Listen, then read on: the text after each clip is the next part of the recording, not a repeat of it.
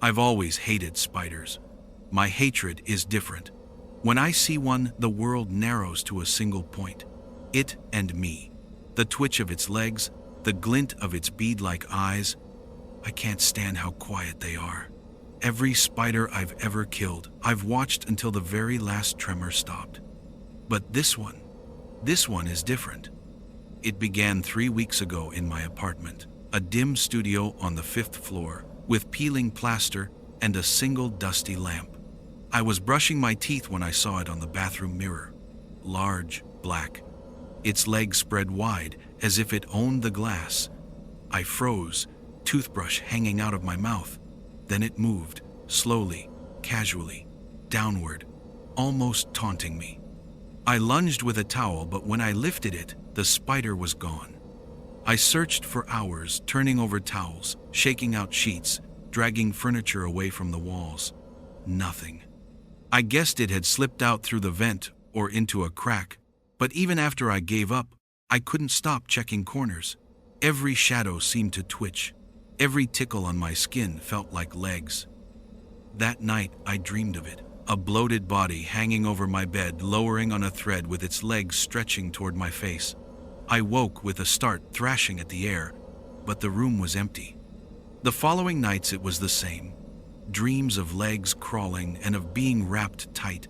Unable to scream, I'd wake with sweat soaking the sheets. At work, I caught myself staring at corners, the edges of computer screens, the spaces under desks. And then it returned. I was lying on the couch when I saw it on the ceiling. It was larger than before. Its body glistened like oil, and its legs were impossibly long. It didn't move. Not at first. It just hung there, motionless, as though it knew I was watching. When I finally stood, it began to crawl.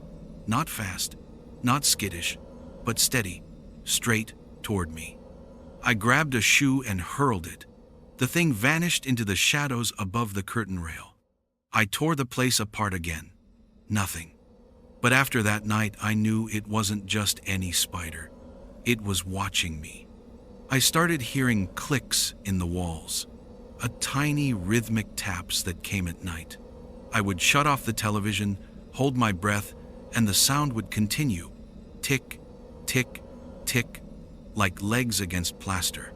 Sometimes I'd feel pressure on the mattress as if something heavy rested near my feet, but when I turned on the light, the bed was empty. Sleep disappeared entirely. I caught myself talking out loud, whispering to the thing, "I know you're there." One evening, I looked in the mirror and swore I saw it behind me, perched on my shoulder. I spun, clawing at my back, but my hands met only skin. Still, I could feel it, a phantom weight. The dreams grew worse. I wasn't just wrapped anymore. I was inside the spider. My perspective shifted, and I scuttled along ceilings, watching myself sleep, drooling, turning fitfully on the bed. And the me in bed would open his eyes, meet mine, and smile.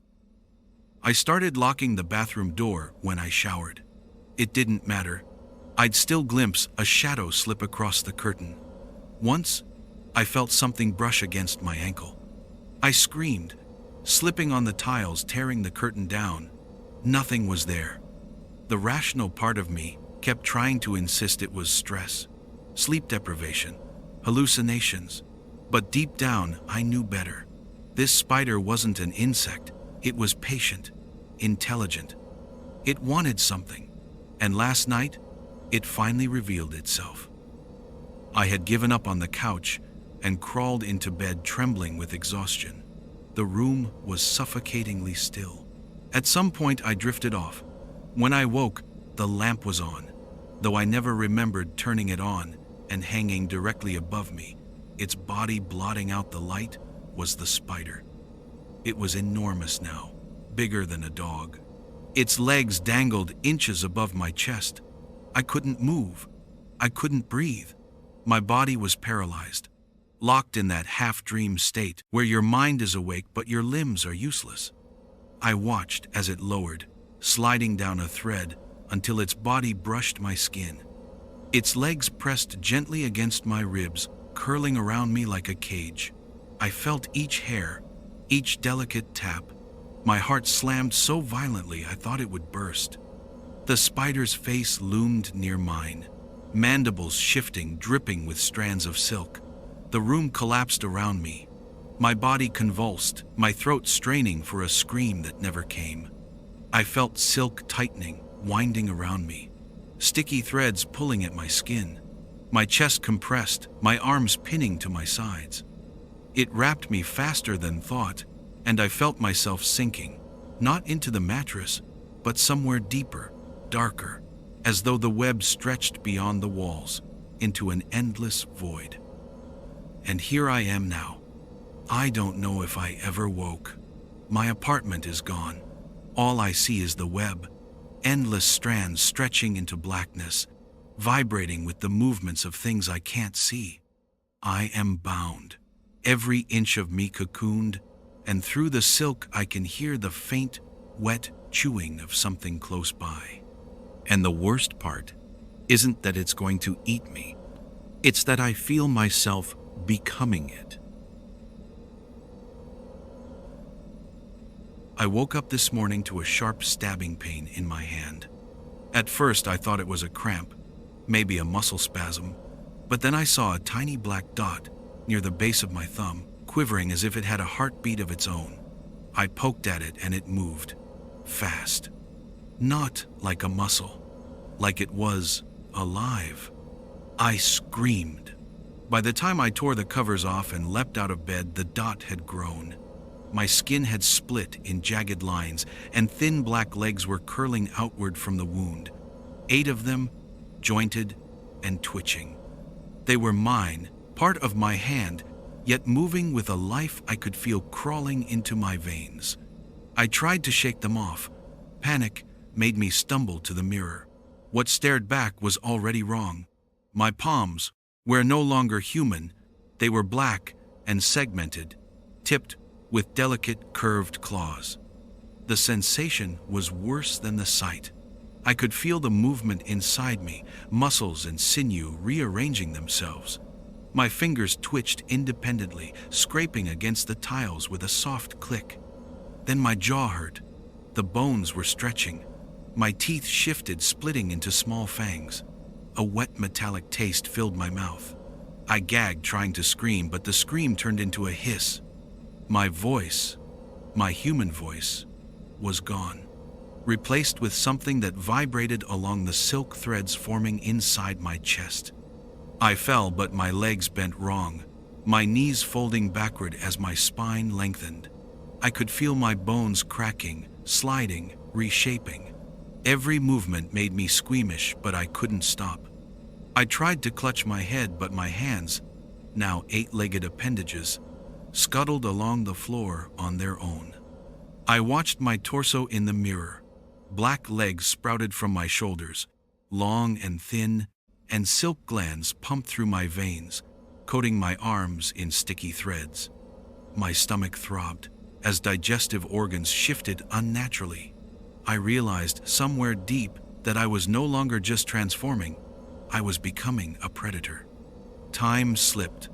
I don't know how long I spent on the floor, crawling, adjusting, my mind fractured. A tiny shard of humanity remained screaming silently inside my skull, while another part, the spider part, observed everything, patient, calculating, precise. The silk glands fired on instinct. Threads spun from my arms, anchoring me to the ceiling, weaving around furniture. I wrapped the couch, the desk, the bed in sticky strands. I don't know why, only that the act was necessary. It was part of me. I realized I could see in facets now. The room was a kaleidoscope of angles. Every corner and every shadow was amplified. I could detect the slightest movement of dust, the trembling of flies on the floor, and the distant pulse of the radiator. Hunger gnawed in ways I had never known. I ate without thinking, at something warm and sticky pulsing beneath the web. Was it part of me? Was it prey? I can't say. I only know my stomach accepted it, and I shuddered with relief. My human mind would have vomited, but the spider within approved. I caught my reflection in the mirror again. Enormous, 8-legged mandibles flexing wetly. My torso swelled slightly as muscles rearranged to support my new limbs. My breathing is shallow now. My lungs are no longer human, no longer necessary. My heartbeat thumps in erratic pulses, which are part human, part spider. I climbed the walls and ran along the ceiling, tested leaps across distances that once would have seemed impossible. Every movement was instinct, precision, lethal grace. Every vibration on the floor whispered secrets, prey, threat, opportunity. And yet, a fragment of me remembers. I can recall my name vaguely, the taste of coffee, sunlight on my face. I found the apartment suffocating. My ceiling is now my floor, and my floor is a sticky web vibrating beneath my weight. My furniture is cocooned, transformed into silken traps. I hear life beyond these walls, the weak human sounds, and I shiver with anticipation. Tonight something comes, I can sense it. A creature, a human perhaps, ignorant of the web stretching silently across the walls. I taste its fear already. It is tangy and metallic. My silk threads are ready. My legs twitch. My mandibles flex. I feel the thrill of the hunt coursing through me like electricity. I am no longer a man. My human mind is buried.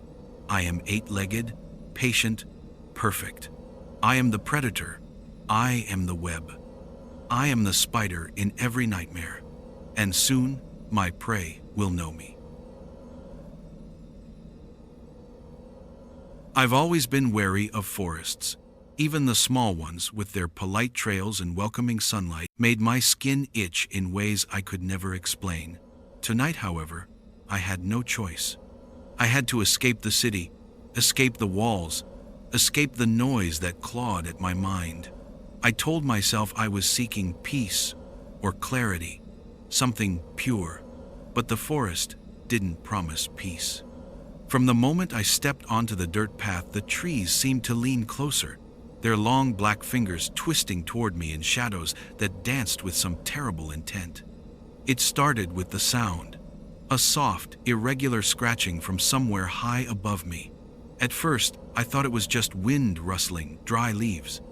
Then I heard it again, deliberate, measured, like someone or something was following. I froze. My pulse drummed in my ears, drowning out every other sound. My eyes strained to catch movement in the thick underbrush. Nothing. And yet, I felt it. Watching, waiting. I tried to tell myself I was being absurd, but I didn't need logic to survive. I had instinct, that primal, buzzing, electric part of me that screamed, "Run!" So I ran. The forest swallowed me whole. Branches lashed my face, and roots caught my feet. Every step I took felt like a mistake, a descent deeper into something unrecognizable. Then I saw it, a huge spider the size of an automobile. At first I thought it was a trick of the trees, a shadow cast by moonlight. But no, its body gleamed in the silvered light. It was enormous. The eyes, oh God, the eyes, dozens of them, black as tar, reflecting me in 1,000 tiny grotesque mirrors. It moved with a patience that was worse than speed. Every step it took was precise. It didn't chase me like a predator chasing prey. It just followed me. And that was more terrifying than anything. I screamed, not out of courage, but because my throat couldn't contain the sheer panic I was feeling. The creature didn't react to the sound. It didn't need to. It had already decided. My lungs burned as I ran blindly, the undergrowth tearing at my clothes and skin. My arms flailed, catching on brambles, and I fell more than once. Each time I looked up, it was closer, inexorably closer, its limbs folding and unfolding like some cruel geometric puzzle. The forest stretched endlessly, shadows pooling and moving with consciousness, and always, It was there, just behind me. Every glance over my shoulder made my stomach seize. Its mandibles clicked faintly, an almost imperceptible sound that somehow made my teeth ache. I tried to hide, ducking into a hollowed tree trunk, hoping my scent or sound might vanish, but I could feel it. The floor trembled beneath its weight. The air was thick with its presence, the smell of something wet, something metallic and sweet like blood and rust. My heart tried to escape my chest entirely. I whispered apologies to the world, to myself, to whatever God might be listening. It didn't care. Eventually, I stopped running, not because I had courage, but because I had simply ran out of options. I stumbled into a clearing, and there it was, stationary, waiting. Its abdomen raised like a grotesque crown, its legs spread impossibly wide, the eyes never blinking. It was patient. I tried to reason with myself. Perhaps it would leave if I stayed still. Perhaps if I didn't move, it would pass. But instinct told me the truth. There was no passing. There was only the inevitability. I backed up, tripping over a root and falling hard against the damp earth. It crawled closer, each movement silent and surreal. Its shadow stretched long across the clearing, blotting out the moon. And then I felt the first touch. One leg, impossibly thin yet heavy, brushing against my shoulder. My scream caught in my throat, and my vision narrowed as adrenaline and fear fused into a haze of absolute terror. It climbed, methodically. Its legs spread over me, pinning me as if I were no more than a toy. Its mandibles came down, and the world seemed to contract to a point of unimaginable pain and a crawling that entered my bones. I tried to scream, tried to struggle. My hands slapped against it, but it was indifferent, unyielding. Then the darkness inside me shifted. Panic dissolved into a strange, burning clarity. I realized with horror that it wasn't just hunting me, it was consuming me. Not only my flesh, but my fear, my memory, my very sense of self. I was dissolving into it. And the worst part, the part that will haunt me forever, was that I felt a perverse relief. The terror had ended. And now I belonged in a way I never wanted to something ancient and patient and utterly remorseless. I will never leave this forest. My thoughts are no longer my own. Somewhere, deep inside, I remember fleeing and praying, but that man is gone. Only the spider part of me remains, patient, waiting for the next tremor of movement, the next heartbeat that dares to enter the forest. I'm hungry, and I'm waiting for you. I have always hated spiders, the cold, instinctive revulsion that stiffens my spine and sets my teeth on edge. Even the smallest garden variety makes my skin crawl. I can't explain it. That's why the thing in my apartment has ruined my life. It started 2 months ago with what I thought was a shadow on the ceiling. I was reading in bed when I saw something dark ripple in the corner of my vision. At first I thought it was just a patch of uneven paint or a trick of the dim lamplight. But as I stared, I realized it was moving ever so slightly, as if the shadows themselves were breathing. When I blinked, it was gone. A little paranoia, mixed with my old arachnophobia perhaps. But that night, just before I drifted off, I felt something tickle across my cheek. I shot upright and tore the sheets from the bed. Nothing. No insect, no thread of silk, no evidence at all. Over the next week, the shadow returned, always in the same corner of my ceiling. Sometimes small, sometimes stretching nearly across the whole room, its edges trembling like strands of a web in windless air. I tried to ignore it, but ignoring it didn't make it stop. In fact, it began to appear more frequently. I would catch glimpses of its many-legged silhouette clinging to the wall, waiting in silence. One night, I swear I heard it move, a faint, dry skittering that seemed to echo from inside the walls. My heart seized. I turned on every light in the apartment, prowling from room to room, shaking with dread. There was only silence and the hum of the refrigerator. I thought maybe I was losing my mind, but then I began to find the webs. They were not the delicate strands of an ordinary spider. These were thick, glistening cords like black rope. I found them strung across the hallway, sticky and reeking of rot. I tore them down with shaking hands, but they were back the next day, crisscrossing in impossible patterns. Then it spoke. Yes, it spoke. The first time I heard its voice, I was lying in bed, half awake, when I felt the blankets tighten around me, not with weight, but with strands. Sticky, constricting threads cinched my wrists and ankles to the mattress. I screamed, thrashing, and that's when I heard it, a whisper, soft as silk unraveling. Be still. I froze. The voice was not human. It rasped, dry and hollow, yet threaded with something sharp like the glint of fangs in darkness. You are chosen. The bindings loosened, and I tore myself free, staggering into the bathroom and slamming the door. My reflection looked pale, wild-eyed, sweat-soaked.